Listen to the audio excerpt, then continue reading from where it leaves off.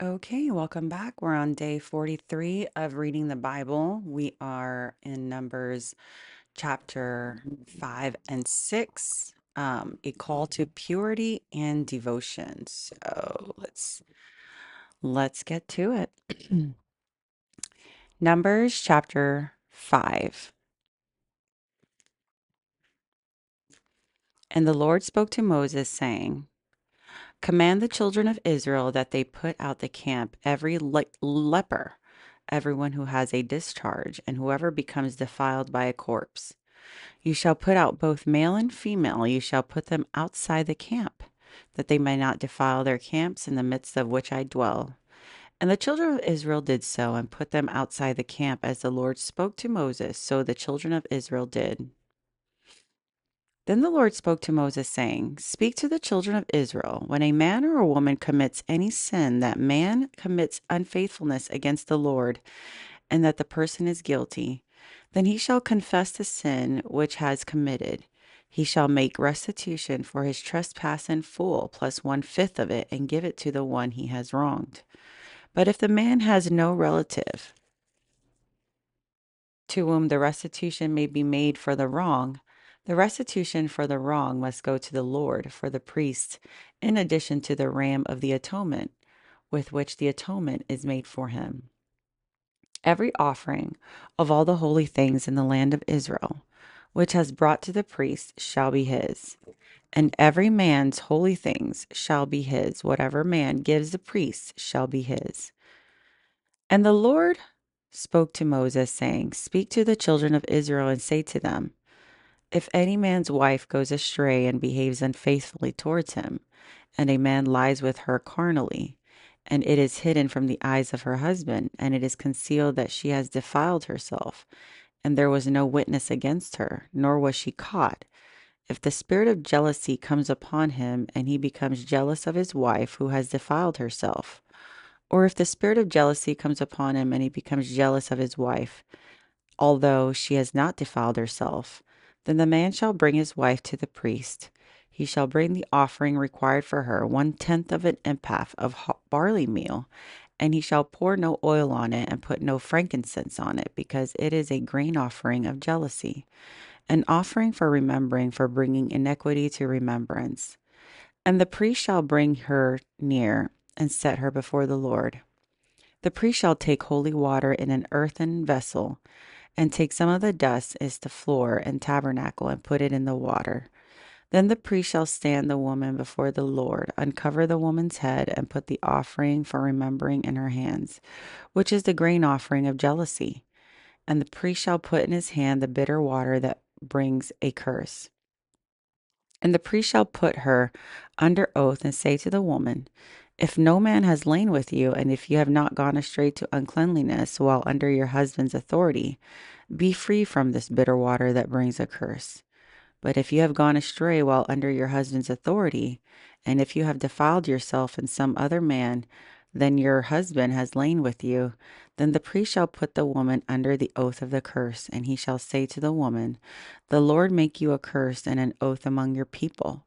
Then the Lord makes your thigh rot and your belly swell.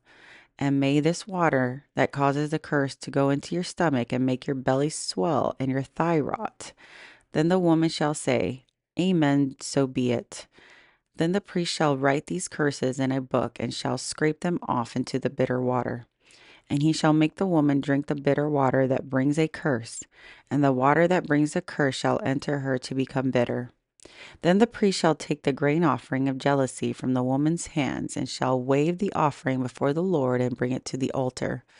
And the priest shall take a handful of the offering as its memorial portion, burn it on the altar, and afterward make the woman drink the water. When he has made her drink the water, then it shall be, if she has defiled herself and behaved unfaithfully toward her husband, that the water that brings the curse will enter her and become bitter, and her belly will swell, her thigh will rot, and the woman shall be a curse among her people. But if the woman has not defiled herself and is clean, then she shall be free and may conceive children. This is the law of jealousy, when a wife, while under the husband's authority, goes astray and defiles herself. And when the spirit of jealousy comes upon a man and becomes jealous of his wife, then he shall stand the woman before the Lord, and the priest shall execute all this law upon her. Then the man shall be free from iniquity, but that woman shall bear her guilt. Numbers chapter 6.